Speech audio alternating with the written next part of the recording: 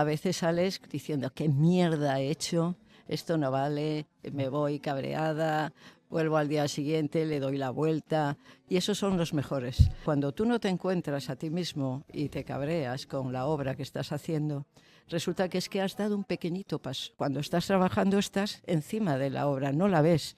Y el no verla es un cuerpo a cuerpo. Sales muy cabreado muchas veces y dices, esto es una mierda todo. Si tú no pintas porque a ti te gusta, no vas a comunicar con nadie. Porque si cree que no está viendo arte, entonces lo entenderá. Porque lo que hacen es poner un filtro diciendo, no entiendo, como si alguien le tuviera que explicar algo. El público no existe.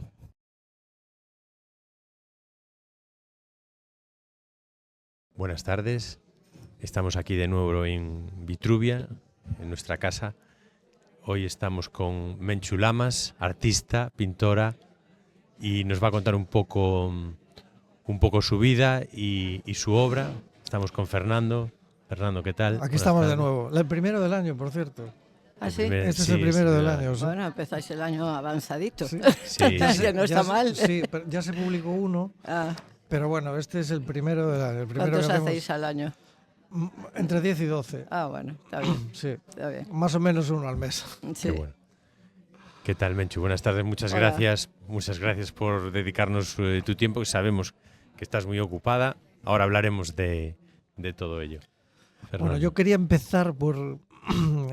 te comentaba antes a micro cerrado que bueno, que las preguntas, no sé, que tienen más fuerza, deberían ir al principio. Y entonces a mí siempre me interesa el sufrimiento, o sea, cuál es la parte de sufrimiento que le acarrea a un artista dedicarse a esta profesión. Bueno, eso depende, porque no todos sufren, ¿eh? Yo me lo paso bien en el estudio, Bueno, yo me lo sí. paso muy bien en el estudio, pero es cierto que a veces sales diciendo, ¿qué mierda he hecho?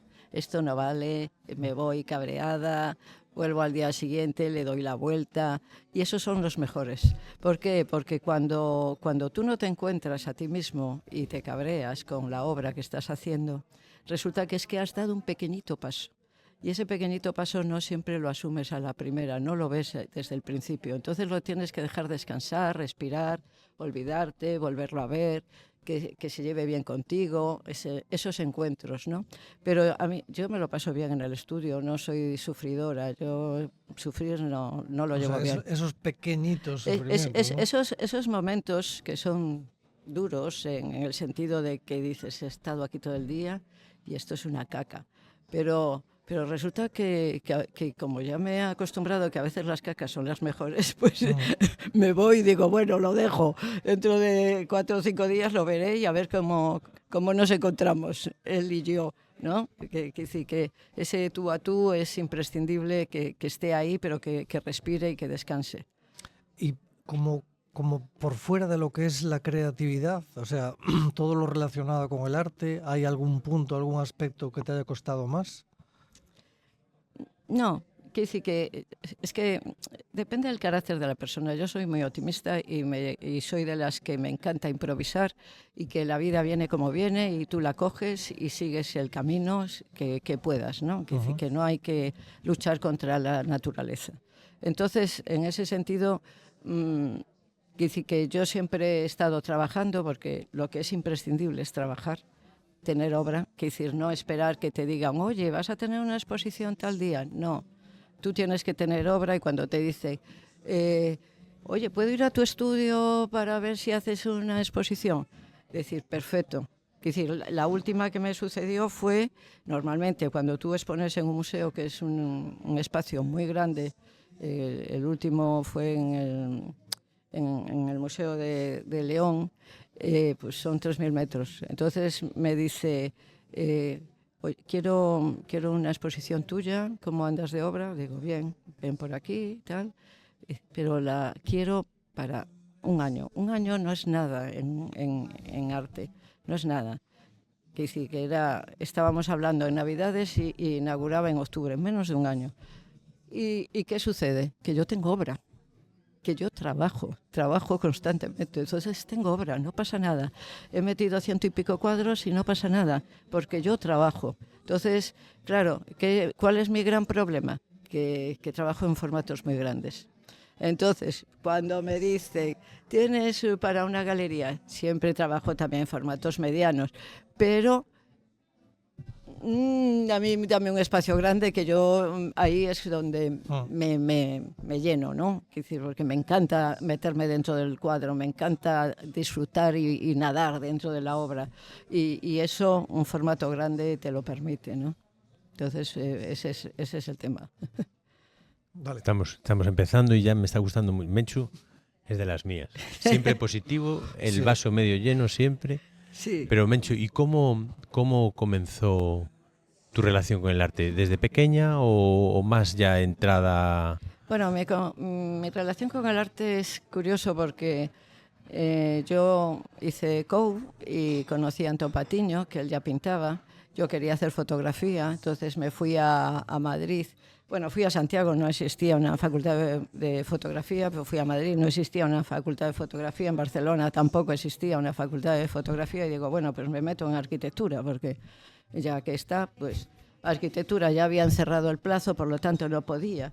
Y ya pues me metí en la escuela de cerámica y resulta que abrieron una escuela de fotografía, una pareja americana, y éramos 5 alumnos. Estaba Cristina García Rodero, yo y 3 chicos, los 3. Cristina García Rodero hoy ya es impresionante su trayectoria, y yo, que hacía fotografía, empecé a hacer fotografía pintada.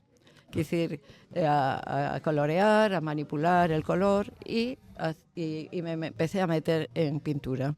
Entonces Antón organizó aquí en la Plaza de la Princesa una exposición, esto era el año 75 creo, una exposición de arte en la Plaza de la Princesa de gente joven, entre las que estaba yo, y bueno, pues empezamos ahí conocimos también un poquito después, 76, 77, a Antón Reixa, a Manolo Romón, Alberto Avendaño, a Alfonso Pesegueiro, que eran el grupo Rompente en poesía. Entonces ya empezamos aquí también relacionar pintura y literatura y poesía. Empezamos a diseñar los libros, a hacer, bueno, ellos hacían actuaciones o recitales poéticos donde se metía la imagen. Estaba Enrique Macías, luego estaba Julián Hernández, que tocaba la guitarra antes de Sinestro Total, era todo esto. Entonces ahí fue todo una cadena. Eso sucedía en Vigo, pero cuando estábamos en Madrid también sucedía. Los gallegos que estábamos en Madrid teníamos la revista Loya. La revista Loya era donde estaba Lois Pereiro, estaba Josito Pereiro, Suso Iglesias, que después fue director de la televisión de Galicia, que llevaba el programa Esto de Sabarín Club, ¿no? Que fue tan importante en una generación, ¿no? Y que decir, ahí ya estábamos haciendo, teníamos colectivo de imagen al mismo tiempo. Colectivo de imagen éramos Carlos Berride, Jorge Agra, Antón y yo, y hacíamos diseño de libros, diseños de carteles, presentábamos por todas partes recitales. Es decir, que no es de la noche a la mañana tú haces y dejas de hacer, no. Eres una persona inquieta, creativa, y se van uniendo todas las... No hay separaciones, no hay casillas donde van una cosa y otra, no, todo es un mismo, ¿no? Y así es. Así empezaste. Así empecé. Y la trayectoria hasta ahora, poco a poco, construyendo, ¿no? Dinamismo. El paso importante a nivel estatal, podríamos decirlo, es cuando, bueno, Antón y yo nos casamos en el 79 y en vez de regalos dijimos, no, darnos dinero. Claro. Y con ese dinero y con Guillermo Monroy y Ángel Huete decidimos irnos un mes a Nueva York. Entonces, esto era 79, pero nos fuimos en primavera del 80 porque había que juntar pasta. Y nos vamos a Nueva York y ahí vimos que te cargabas las pilas con todo, que los museos, con las galerías, con todo lo que había, ¿no? Que sí, aquí faltaba todo, faltaban centros de arte, faltaban galerías, faltaba actividad cultural fuerte porque se estaba en el inicio de la democracia, sí, donde todo estaba por hacer, ¿no? Y a la vuelta, que volvimos a finales de mayo, pues decidimos que había que hacer algo que esto se moviera. ¿Y qué organizamos? Pues organizamos lo que es Atlántica. Atlántica, que nace entre nosotros 4, más el apoyo de un coleccionista que hay aquí, que es Mancho Pereiro, pues él nos consigue un local que lo habían reformado porque era un antiguo hospital en Bayona y todavía no era nada, entonces él consigue que nos lo dejen. Y ahí organizamos la primera Atlántica, que lo que hicimos fue invitar a todos los amigos que sabíamos que estaban trabajando con mucho interés, que era gente muy interesante, todo su trayectoria y su trabajo, pero que era gente joven que aquí o tenías 50 años o lo poco que había ni te miraban. Yeah. Entonces, al juntarnos todos ahí, conseguimos hacer... Era verano, agosto del 80, conseguimos también una serie de conferencias y un catálogo que creo que lo hizo el Faro de Vigo, que en blanco y negro, muy malo, pero que era importantísimo porque antes no había reproducciones. Yeah. El blanco y negro era ya importante, muy importante, claro. Con tal de que se viera, ya estaba. Y ese catálogo lo empezamos a enviar a todas partes. Antes de eso, ¿por qué hicimos esto de enviarlo a todas partes y funcionaba? Porque en Alcabre, que es donde vivimos Antonio y yo, nosotros hacíamos arte por correo. ¿Qué es arte por correo? Pues arte por correo era que tú hacías una serie de, pues, unos dibujos, unas collages, una tal, y lo metías en un sobre y se lo mandabas a unos artistas a diferentes partes del mundo. Esos artistas te mandaban a ti. Y había galerías que también, expusimos en Ámsterdam, expusimos en París, en Alemania, y salieron en revistas de Japón, de Canadá.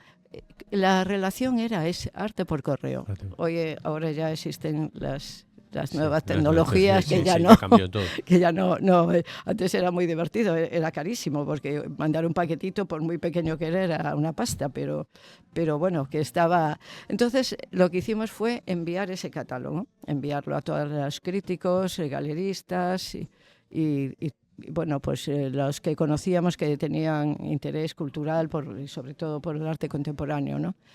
Y bueno, pues yo tuve mucha suerte y también algunos de los compañeros, y ya te empezaron a invitar las galerías. Es decir, que ya fue toda una cadena. Es decir, el proceso es de trabajo, porque si no hay trabajo no hay obra, y si no hay obra da igual que seas muy bueno porque no te van a ver, porque no lo hay. Vale. Entonces la importancia es tener el trabajo. Y el trabajo siempre da sus frutos. Sí. Siempre, de una manera u otra, pero siempre. Sí. Yo quería preguntarte sobre tu obra física. ¿De dónde crees que nace? ¿De la intuición, del subconsciente, de la memoria o de todo en general? Esto es muy curioso porque a mí siempre me decían, Menchu Lamas es como entre el románico y lo urbano, ¿no? Que sí que, vale, perfecto.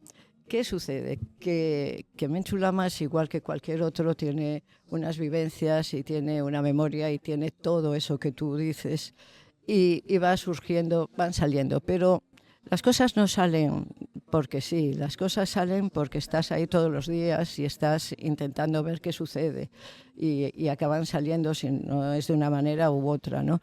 Entonces, las influencias, yo siempre he dicho que a mí me ha influido muchísimo en ese viaje a Nueva York cuando vi la obra de Rothko. Rothko, yo conocí alguna reproducción en blanco y negro, pero claro, Rothko en blanco y negro es 3 grises, no es más. No. Entonces, y sobre todo que tú ves un formato pequeñito y te lo imaginas, pero no te imaginas cuando yo soy pequeña, me meto en un cuadro de 3x3 y es una habitación casi para mí, ¿no? Entonces, yo me metí en el color, yo me metí en su color. Y ahí el color de Rothko a mí me influyó. Y después la iconografía no tiene importancia, quiero decir, Que decir que es algo simbólico, hay una presencia simbólica por ahí, pero no es lo importante, porque ¿qué es antes? El color, el grafismo, el dibujo, ¿qué es? Todo convive, ¿no? Entonces, no sabría decir por dónde van las cosas, pero van surgiendo, ¿no? El día a día, ¿hay algo que te inspire más o te empuje más a la creatividad? No, yo si estoy cabreada no voy al estudio, eso lo tengo claro, porque sé que no voy a hacer nada. Yo voy al estudio con ganas de hacer cosas y con ganas de pasármelo bien y de mancharme y de pringarme de pintura y eso sí, no hay música, no hay teléfono, no hay timbre, no hay nada. Estoy yo y mis circunstancias con la tela y con la pintura, ¿no? Pero a veces sí que, en alguna ocasión sí que he tenido como un sueño, ¿no? Que quería atrapar algo, pero como no lo atrapas, pues es lo mejor que no atraparlo, entonces haces lo que se le suele llamar series. Intentas atrapar ese sueño. ¿Cómo intentar atrapar ese sueño? Pues haces uno, no lo consigues, haces otro, una variante, vas por aquí, vas por allá y vas encontrando otras cosas. Y el sueño no lo encuentras, porque el sueño es un sueño, que es lo fantástico de él, que es algo para alcanzar y nunca lo alcanzarás. Y es lo mejor. Bueno, así lo veo yo. Estamos empezando y ya se me está haciendo corto. Mira. ¿Te interesa más la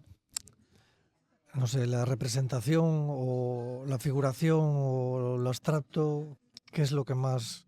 Porque yo que conozco pues mucho tu obra, creo que vi, no sé si todo, pero la mayoría sí, pues es como si hubiera un poco de todo, ¿no? Sí, es que es lo que te comentaba, que en realidad ni soy abstracta ni soy figurativa, porque a mí me gusta la parte simbólica de algo, siempre aparece alguna mano, siempre puede aparecer como una sombra o una animal persona, puede aparecer ese símbolo, pero quien lo crea es la pintura. Entonces, no hay fondo, no hay primer plano y segundo plano, no hay algo que se intercala. Hay pintura que revienta un espacio. Quiere decir que cuando hablamos de una tela, estamos hablando de un recinto cerrado, pero ese recinto hay que intentar romperlo. Entonces, ¿cómo se expande la pintura hacia el exterior? Pues casi siempre por la composición. Entonces, tú intentas romper ese recinto, rectángulo, cuadrado, lo que sea, intentas romperlo con una composición, intentar ir más allá de lo que es la figura o el fondo, ¿no? Que decir, no hay primero y segundo, es todo un mismo. Entonces, no. ¿Te pasó alguna vez estar creando una obra y que no te llegara a ese espacio físico, ese lienzo, que quisieras como salirte de él, o sea, que te faltaba espacio? Siempre. ¿Sí? Siempre me falta. Siempre me falta espacio. Lo tienes que limitar, ¿no? Pero cuando hice esta exposición en Anda, ven, vuela, del Museo de León, lo que hice fue en donde la pintura no es que llegara del suelo al techo, es que salía y se expandía también todo por el suelo, ¿no? Es decir, se extendía toda. Porque lo que quería era, yo siempre le decía, bueno, cuando presenté allí, le dije, lo que quiero es que entréis en un útero de color, que entréis en el útero de la pintura, estar dentro de la pintura, no ser un espectador externo, ¿no? Mi intención es que estén totalmente dentro, que es lo que me gusta a mí. Yo siempre digo, bueno, no es la primera vez que lo comento, que yo cuando pinto se produce como una danza dentro del cuadro. A veces pinto en horizontal porque no me queda otra forma de hacerlo, porque utilizo varias telas en distintos formatos y a lo mejor son una de 3x2, otra de 2,50x2, otra por 3x4. Entonces hago un puzzle con ellas y tengo que pintar bailando por encima. Pero si no, me suele gustar pintar en vertical. ¿Y qué sucede? Que también se produce una danza con la distancia, porque hay un momento en que tú te alejas y logras ver, pero cuando estás trabajando estás encima de la obra, no la ves. Y el no verla es un cuerpo a cuerpo, lo que se produce ahí. Es un estar pegado a la pintura, es estar juntos y ver cómo respiramos los dos. Y ese movimiento de cuerpo es lo que produce el movimiento de la forma de dar el color, ¿no? Entonces no puedo separar las cosas. Lo está contando y lo estoy... Lo estás visualizando. Pues eso está bien. Te estoy visualizando y te quería preguntar, que yo lo pregunto mucho, como yo pues no soy artista, para pintar, para crear este tipo de arte, ¿tuviste que aprenderlo en algún sitio o es una cosa que es autodidacta y va surgiendo a medida que vas haciendo, o fuiste a algún sitio en algún momento? No, en teoría soy autodidacta, porque ya te digo que estudié fotografía, estudié arquitectura de interiores, cerámica, pero no fui a una escuela. De hecho, iba a la Escuela de Bellas Artes a comprar material porque era más económico, pero no fui a la escuela. ¿Cómo se aprende? Se aprende viendo. Se aprende visitando, viendo a los demás, aprendiendo de todos los que te gustan. Aprendiendo es ver, meterte en la cabeza de cómo lo han hecho, tal, y tú luego lo llevas a tu terreno y te dejas guiar por tus instintos, ¿no? Vale. Yo creo mucho en esa sensación primera que tienes a la hora de expresarte, ¿no? Que suelen tener los niños cuando son muy pequeños. Ellos se expresan sin que les enseñen nada. Luego cuando ya les enseñan ya están más manipulados, tal, pero si no, al principio es todo instinto, ¿no? Entonces, así es como voy. El color en tu obra, que está muy presente, ¿tú crees que es como emoción o es como arquitectura para construir? ¿O pueden ser las dos cosas? Mira, yo siempre comentaba que el color para mí es el que crea la obra, ¿no? Pero a mí me gusta mucho los días variables, ¿no? Es decir, la luz. Ahora voy a tener una exposición, por cierto, en Villagarcía el 10 de abril. Y estaba pensando, ¿cómo la voy a titular? Aún no sé si lo voy a poner, pero estaba viendo, desde Alcabre se ve el mar, ¿no? Se ve cómo aparece y desaparece el paisaje, ¿no? Y digo, bueno, ¿por qué no titularla El color del viento, ¿no? Porque es el que hace que cambien los colores. Entonces, el color... hubo un momento en que los colores, cuando venía a Vigo, y tengo estudio en Vigo, tenían un brillo distinto a cuando pintaba en el estudio de Madrid. ¿Por qué? Porque la luz influye y entonces es algo de piel, ¿no? Que no puedo decir ¿por qué sucede? Luego hay otra cosa que yo creo que influye mucho. Esto lo conté en un programa, creo que de Metrópolis. Bueno, creo. Es que el otro día me lo comentaron y digo, ¿pero tú dónde lo oíste? Y creo que fue ahí. Yo estuve hasta los 8 años en Venezuela. Ajá. Y entonces el colorido de allí es muy distinto a cuando llego aquí, que yo llego en un barco, aquí, a Vigo, pero mis padres eran de un pueblo de Orense. Entonces llego en un barco, me suben a un tren, me suben a un autobús y me suben a unos caballos, ya de noche, por el bosque, hasta llegar al pueblo. Cuando llego al pueblo, lo que veo son todo mujeres vestidas de negro. Entonces, claro, la luz es muy bajita. Yo en Venezuela tenía televisión, allí la luz era una bombillita.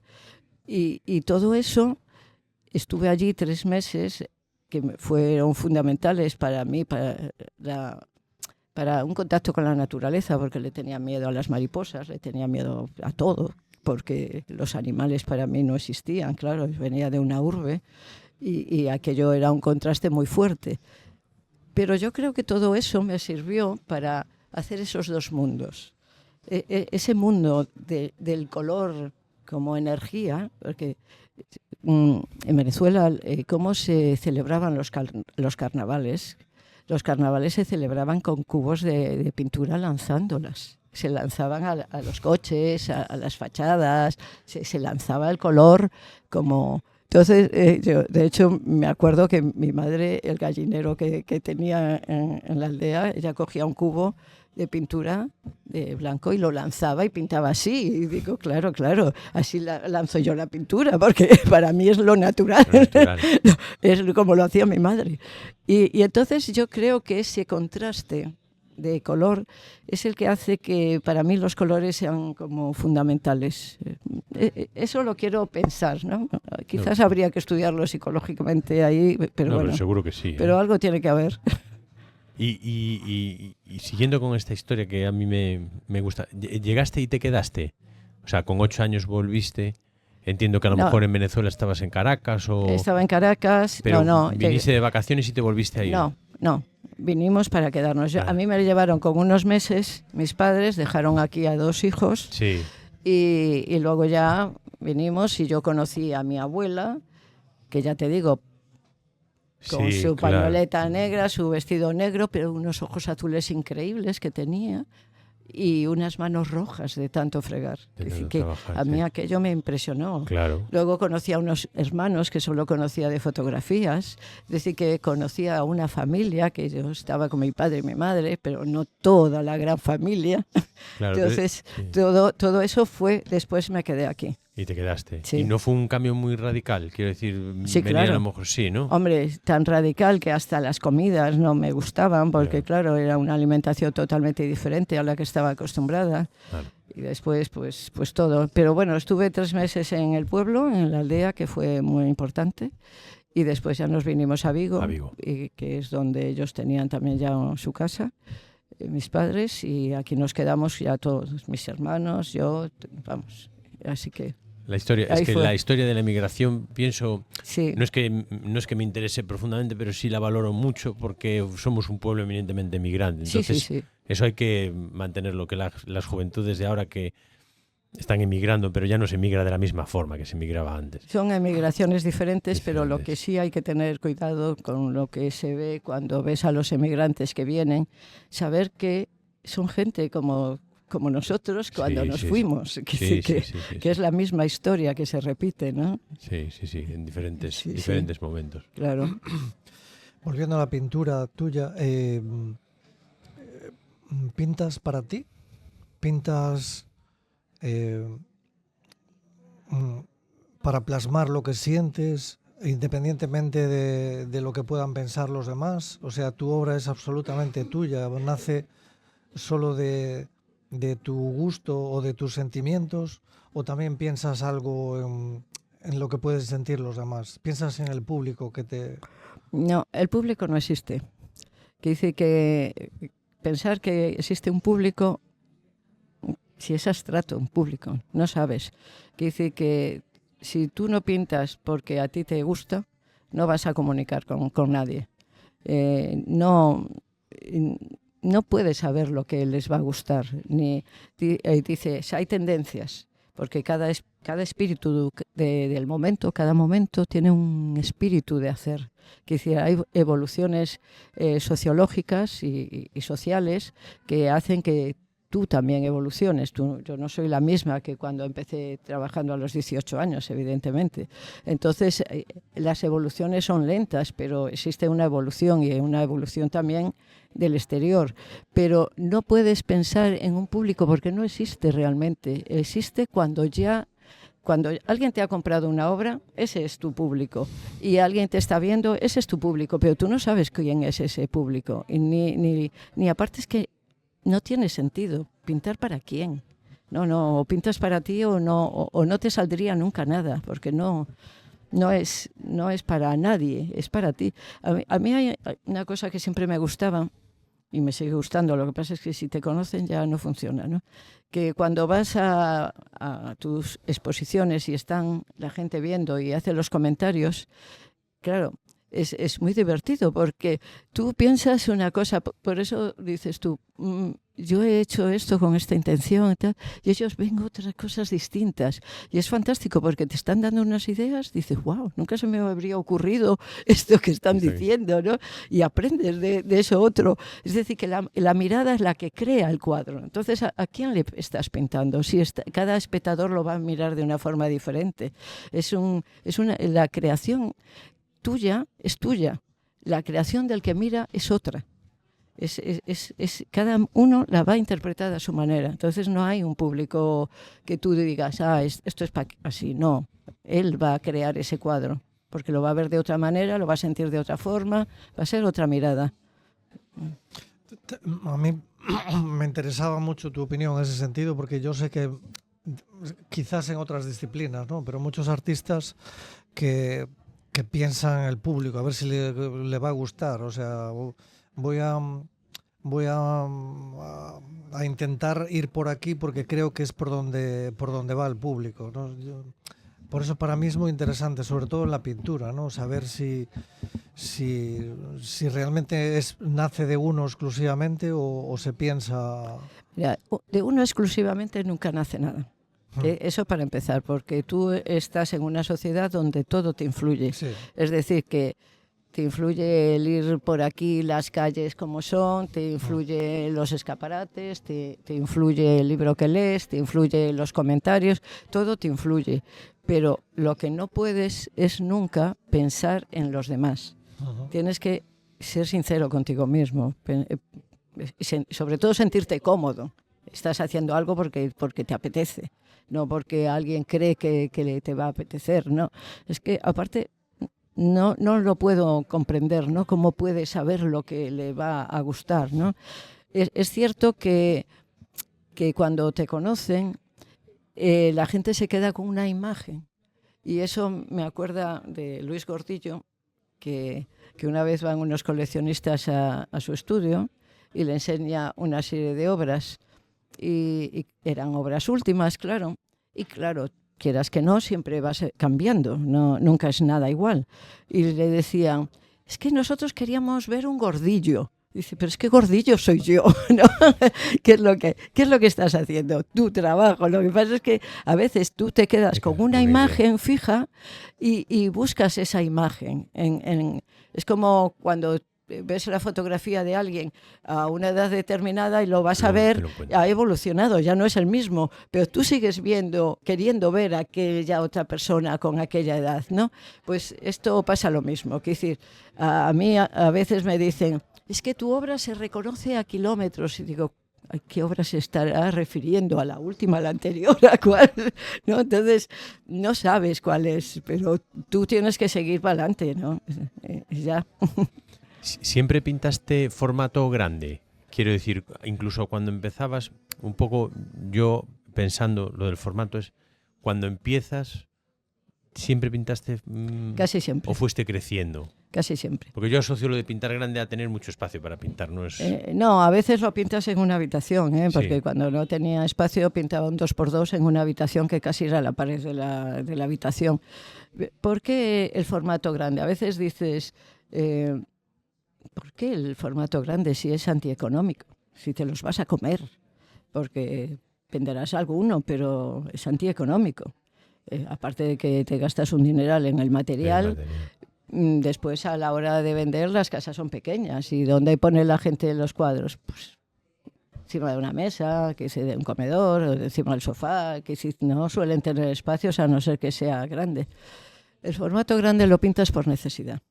Porque te apetece, porque quieres meterte en la pintura por necesidad. No es lo mismo que el espectador. Tú no pintas para nadie. Entonces tú tampoco pintas pensando que eso lo van a poner en el salón de su casa. Tú pintas porque tú quieres pintar. Y pintas por necesidad. Es porque lo necesitas sacar dentro de ti, ¿no? Y claro, tienes que hacer obras pequeñas también, porque son interesantísimas las obras pequeñas. A mí me encantan, pero me cuesta muchísimo. Paso un trabajo tremendo, porque la conexión que hay entre la cabeza y el brazo te limita. Estás ahí que no puedes escaparte, ¿no? Y lo otro es, ¡wow!, todo tu cuerpo. Entonces son formas diferentes. Pero sí, siempre pinté formato grande. Formato grande.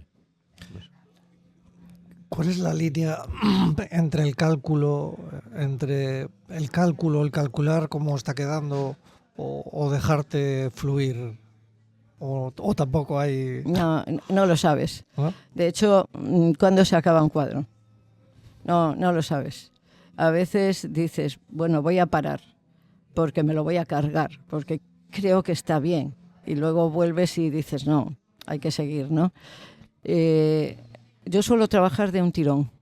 Es decir, un cuadro o sale a la primera, que eso no quiere decir que sea, no sé, las horas que sean, o sale a la primera o lo tengo que dejar. Y cuando lo dejo días. Como cuando no te gusta también, lo dejas días. Y luego lo vuelves a ver. Y a veces necesita algo, otras veces no. Dices, ahí está. Pero cuando tienes que parar, no siempre lo sabes. Tienes que estar ahí, bueno, dejándote llevar. ¿Y cuándo está? No lo sé. A veces no lo sé. Eso me acuerda a Antonio López, cuando estábamos en Europalia, en Bruselas, en una exposición, bueno, que se hizo el Estado español por distintos países de Europa, ¿no? Y bueno, estaba viendo a Antonio López con una caja pequeñita de óleos, retocando algún cuadros que a lo mejor ya tenían 20 años. Estaba allí, yo le digo, pero sí, ya está. Dice, no, es que yo hoy lo haría así, pero es que te lo estás cargando. Porque hoy ya no es hoy, el hoy no es el de ayer. Claro. Entonces, dice que cada uno tiene sus manías y ya está. ¿Y a veces no te pasa que cuando está mal, está bien? Sí, a veces cuando está mal, luego lo encuentras. Luego lo dejas un tiempo y ese error o eso que tú dices, me está chocando, no puedo con él, es un pequeño paso. Es un pequeño paso a romper tus esquemas y hacer algo un poquito distinto. El estar mal, por eso yo digo que soy positiva, porque el estar mal no quiere decir estar mal, simplemente es que no está en ese momento y ya está, no pasa nada, hay que dejarlo. Y vas a otra tela y a otro cuadro y ya veremos qué pasa con ese. Y a veces te avanzas ahí. ¿Alguna vez dejaste alguno por imposible? O sea, está así, quedó así y es así. Sí, alguna vez. Alguna vez he dejado alguno que yo considero como abocetado y que creo que está más fresco que si lo hubiese acabado. Y otras veces he pintado encima de otros, que dice que un horror y vuelta a empezar. Borras todo y como si no pasara nada. Es decir, todo eso sucede siempre en el estudio. Nunca es, sería fantástico que siempre estuvieras contento con lo que haces. No. Sales muy cabreado muchas veces y dices, esto es una mierda todo, pero no pasa nada. ya haremos otro. No hay que... Ahora sí, tienes que ir siempre con la energía de decir que vas a hacer algo que te va a gustar. Que vas con esa energía y luego, bueno, pues igual puedes salir deprimido, pero no pasa nada. Ya habrá otro día y no pasa nada. Lo importante es seguir trabajando. Es que es la única manera. Y a propósito de seguir trabajando, contaste que empezaste, el COU y empezaste con la fotografía dibujada y llevas toda la vida dedicándote al arte, toda la vida. Quiero decir, no has tenido un parón en el que hayas sido profesora de dibujo ni hayas enseñado a nadie. Digo, no por irme... No he dado. Quiere decir que a veces te invitan a dar talleres. Pero, bueno, pues un taller de una semana, 10 días, vale. O sea, 15 como mucho. Toda la vida pintando. Sí. ¿Y no te cansas? No. Genial. No. Genial. Tu obra, al ser como estamos hablando, pues voluminosa, ¿no? En tu caso, ¿qué papel juega el cuerpo en la obra? El cuerpo todo. ¿Sí? El cuerpo... había un crítico de arte que ya falleció, que era Carlos Serrayer, que una vez viene al estudio y me ve, claro, yo trabajo con una escalera. La escalera es como una prótesis, ya no forma parte. Y luego aboceto, es decir, hago a veces un pequeño esquema mental que respeto o no, pero a distancia. Y la distancia es un palo largo con un carboncillo o una brocha para poner a cierta distancia. Date cuenta que a lo mejor te estoy hablando en cuadro de un 3x3, entonces necesito una cierta distancia. Entonces Calvo Serrayer me decía, bueno, Menchu, yo creo que debes poner una polea arriba y te pones un arnés y de esa manera vas a más velocidad de aquí para allá, porque te voy a ver que te vas a caer de esa escalera, que no puede ser. Digo, hombre, pues sí, pero necesitaría alguien que me fuese tirando de aquí para allí. Pero sí, el cuerpo está ahí trabajando constantemente. O sea que tu estudio es alto, ¿no? Sí. Sí. Sí. De hecho, estuvimos en uno también que era altísimo. Sí, claro, cada uno... Sí, pero no siempre tuve un estudio alto. Claro, en función de su... Mira, yo pinté toda la Bienal de Sao Paulo, que sí que era en el año, no sé, creo que era 85 o algo así. En la Bienal de Sao Paulo llevaron cuadros que era la pared de mi comedor actual. Que decir, en la casa no tenía estudio fuera de casa y entonces era toda la pared. 3,30 por 5. Y claro, ¿cómo salieron de esa casa? Enroscados los cuadros. Pero yo pintaba ahí, en lo que era, en la actualidad es el comedor, antes era el estudio, porque no tenía el estudio exento. Es decir, que si quieres hacer las cosas no importa, que decir, las haces. En la actualidad sí tengo un estudio grande y con altura, pero no siempre fue así. Entonces, pues... ¿Tú crees, ya lo hablamos un poquito hace unos minutos, pero ¿tú crees que tu obra dialoga más, o sea, dialoga con el paisaje gallego? ¿O crees que tienes esa influencia de la que hablabas antes más de tu tiempo en Venezuela, incluso de las exposiciones que fuiste a Nueva York? No, quise que yo realmente las influencias infantiles suelen salir, pero realmente yo soy de Vigo. Quiere decir que yo me desarrollé aquí. Yo aquí, cuando hicimos Atlántica, después reivindicamos a Laseiro para que diera las becas, está la Fundación Laseiro. Reivindicamos el Marco, que era la antigua cárcel y que querían hacer un centro comercial, y reivindicamos para que fuera un centro de arte. Reivindicamos el CEGA, que no existía y nos costó mucho conseguir que se hiciera un museo de arte contemporáneo en Galicia. Entonces, quiero decir que yo soy de Galicia. Cuando expongo en Nueva York, venían unos coleccionistas y estaba un crítico de Art American, de hecho salió después. Me decía, ¿tú eres española? ¿De dónde eres? Y le digo, de Galicia. Dice, ¿Galicia de Polonia? No, Galicia de España.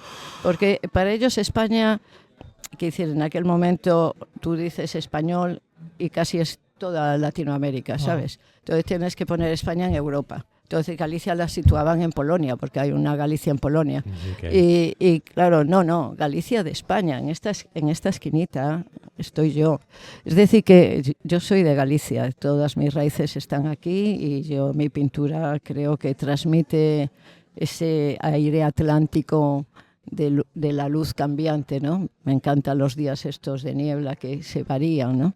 Y yo creo que eso aparece en toda mi obra de alguna manera. Y no, el paisaje es un paisaje externo, un paisaje interior, un paisaje urbano. El paisaje es uno mismo, es el paisaje neuronal que tenemos todos, ¿no? Y va saliendo de alguna manera, pero no conscientemente, porque conscientemente es muy difícil trabajar.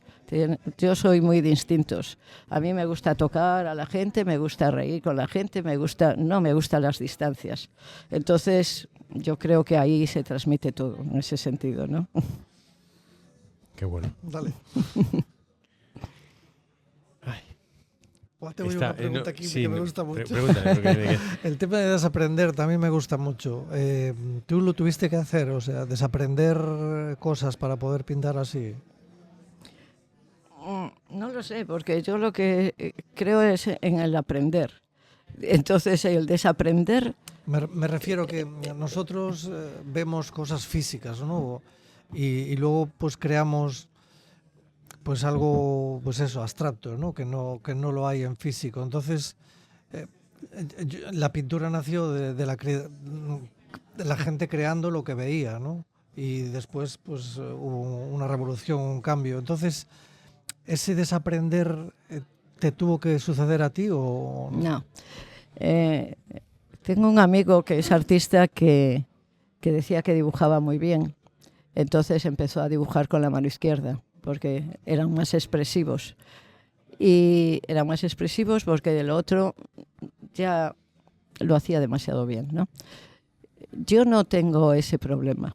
No sé si pinto muy bien, dibujo muy bien, por lo tanto no tengo que usar la mano izquierda porque ya me conformo con la derecha. Entonces no creo que tuviera que desaprender nada, porque mi mirada, que ya te digo que aprendí viendo a todos los demás, que decir, aprendí. Cuando yo me voy a Madrid y cuando aquí veía todas las exposiciones que hacían las cajas de ahorros, que era donde había salas de arte, porque tampoco había muchas galerías. Pero cuando me voy a Madrid, mi aprendizaje es no solo ir al Prado o ir pues a los pequeños museos que había, porque también estaba iniciándose el Museo de Arte Contemporáneo, luego fue Reina Sofía, pero primero era el que estaba al lado de Arquitectura. Mi aprendizaje fue ir a todas las exposiciones, me gustaran o no me gustaran, a todas las exposiciones. ¿Cómo aprendes? Viendo. Entonces, no tuve la necesidad de decir, lo hago muy bien para hacerlo mal, no. Ya me dejé llevar por lo que me salía, ¿no? Y ahí, pues no sé si es bien o mal, pero no hubo que deshacer nada, porque bastante era con hacerlo. Pues sí. Yo siempre pregunto, pues ya lo contestaste, para la gente joven que empieza y que quiere dedicarse al arte, pero ya has dicho, trabajar, trabajar y trabajar, que es un muy buen consejo. Luego visitar muchas exposiciones, eso es básico, o sea, ver, es tener contacto.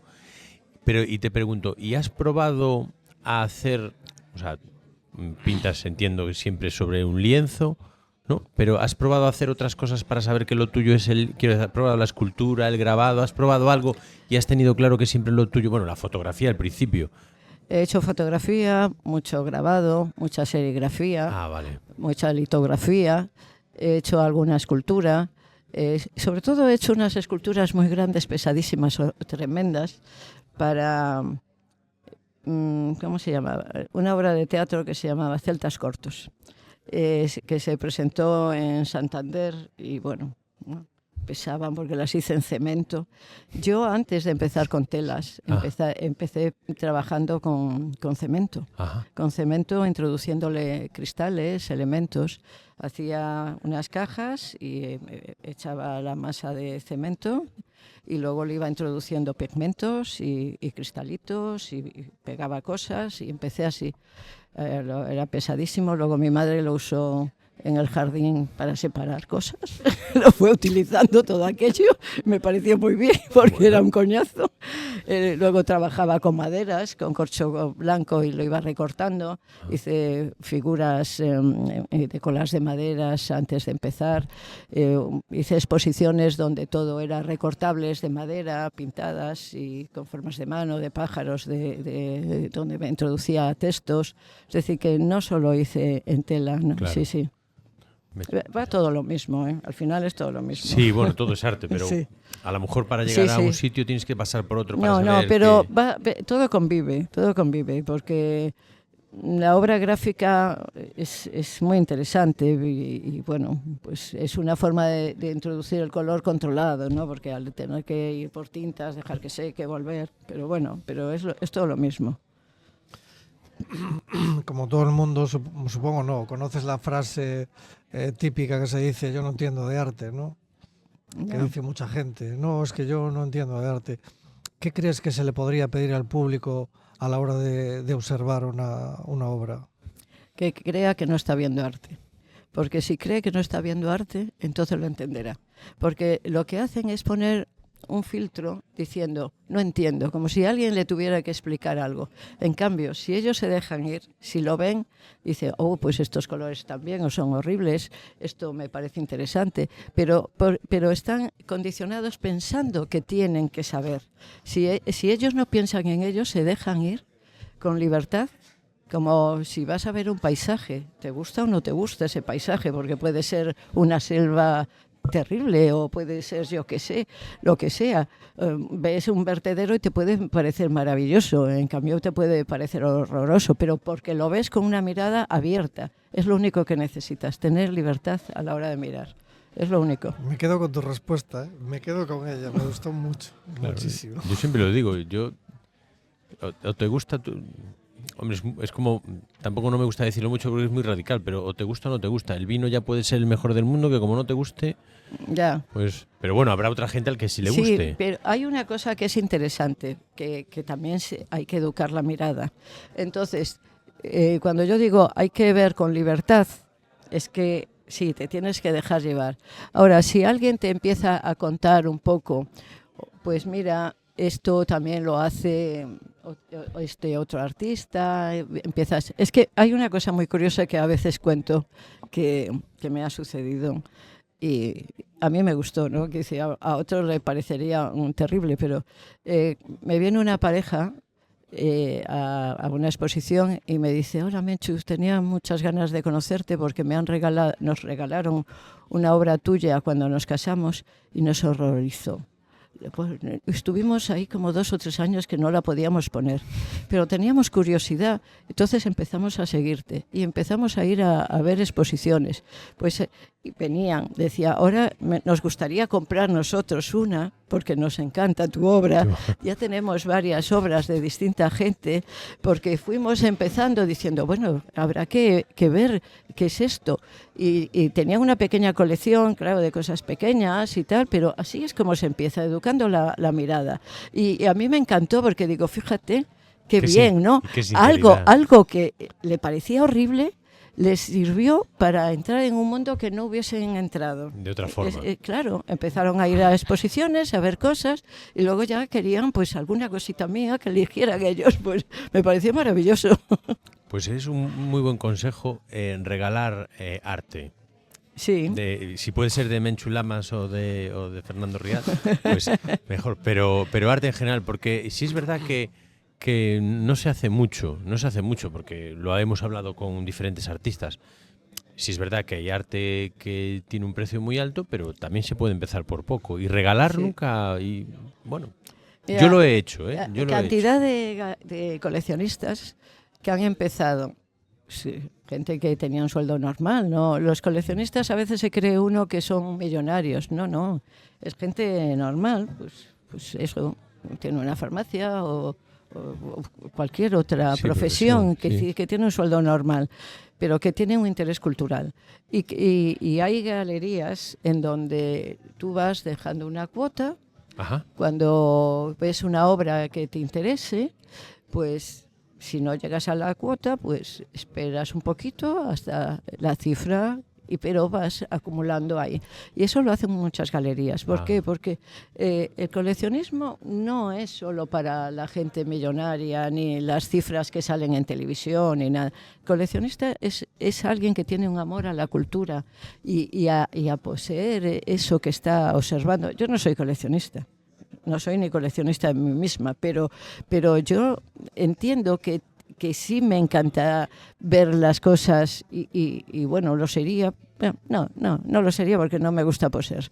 Pero es esa persona que va entrando y que le va gustando y que va entendiendo y que va comprando, pues eso, un grabado, un pequeño dibujo, cuando puede, a lo mejor una pequeña tela o una pequeña escultura, pero es poco a poco, es decir, no se hace uno de repente, ni es...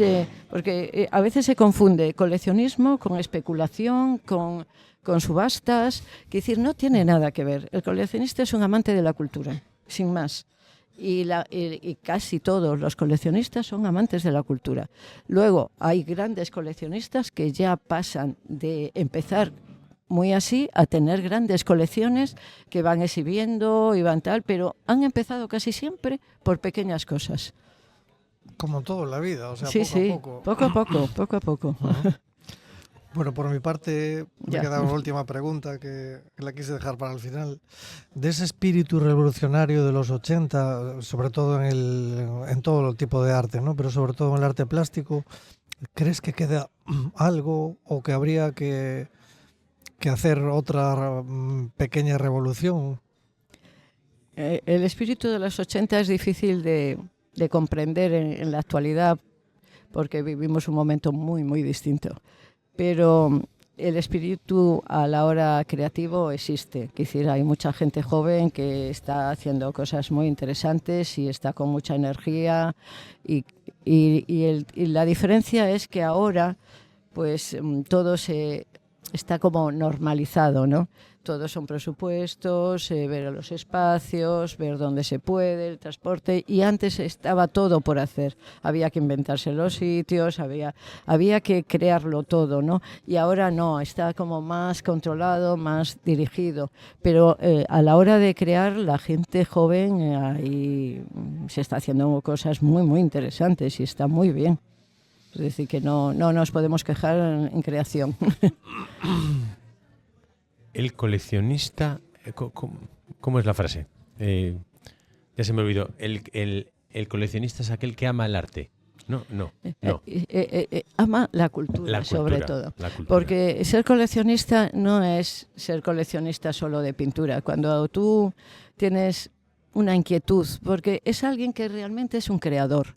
El coleccionista tiene que tener ese espíritu aventurero de que no crea porque no es creador, pero sí crea a la hora de mirar e intentar poseer, pero tiene inquietud en todo. No tienes inquietud solo por la pintura. Cuando eres inquieto culturalmente, pues te interesa la literatura, te interesa la música, te interesa el diseño de moda, el diseño industrial, te interesan muchas cosas porque todo está muy relacionado, ¿no?